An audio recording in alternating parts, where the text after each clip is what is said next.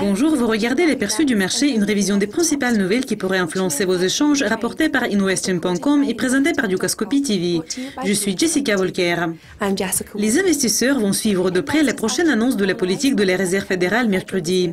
Et comme vendredi, la Fed a publié par erreur les projections du personnel montrant une hausse des taux d'un quart d'un point plus tard cette année, le dollar a progressé plus que les principales devises à la fin de la dernière semaine de négociation. L'indice dollar américain était au niveau de 97,34 à la fin des échanges, ayant réduit les pertes de la semaine jusqu'à 0,65%.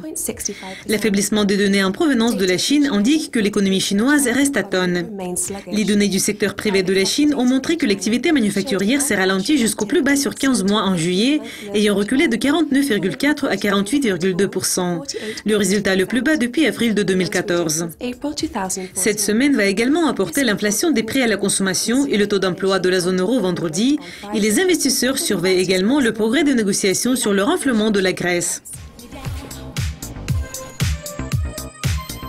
Les contrats à terme sur l'or ont chuté jusqu'au plus bas niveau en plus de 5 ans vendredi, ayant atteint le plus bas intrajournalier de 1085,50 $, ce qui est une baisse de 8,60 $. Pendant la semaine, l'or a chuté de 44,80 $ ou de 4,08%. L'or a été soumis à de lourdes pressions à la vente, comme les attentes de la future hausse des taux d'emprunt sont considérées comme un facteur contribuant à la baisse pour l'or. Les contrats à terme sur l'argent ont également connu une baisse. Les livraisons de septembre ont chuté de 21,3 ou de 1,45% vendredi, s'établissant à 14,48 $ l'once, ayant perdu 2,33%, ce qui laisse l'argent dans la 5e baisse hebdomadaire consécutive. Le cuivre a connu une vente vendredi après que l'activité manufacturière négative en Chine a suscité des inquiétudes sur une faible demande pour le métal. Le cuivre pour livraison en septembre a perdu 0,3 ou 0,13%. Pendant la semaine, le prix du cuivre a chuté de 11,5 pour la 4e semaine consécutive. Les données à suivre cette semaine comprennent également les données préliminaires sur la croissance du deuxième trimestre des États-Unis et le rapport hebdomadaire sur les revendications initiales au chômage qui vont paraître jeudi le 30 juillet. Les contrats à terme sur le pétrole des États-Unis ont chuté à son plus bas niveau sur presque 4 mois vendredi.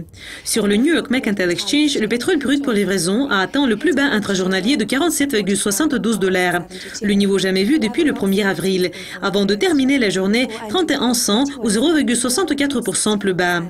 Les inquiétudes autour de la hausse de la production intérieure des États-Unis ont envoyé plus bas les contrats à terme sur le pétrole. C'était une chute de 5,99% pour la semaine. ICE Futures Exchange à Londres a vu les contrats à terme sur le Brent pour livraison en septembre chuter de 65 cents ou 1,18%.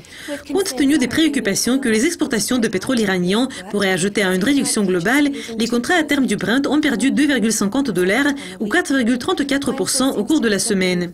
Mercredi semble être au centre de l'attention, comme il sera riche en données qui pourraient secouer les marchés.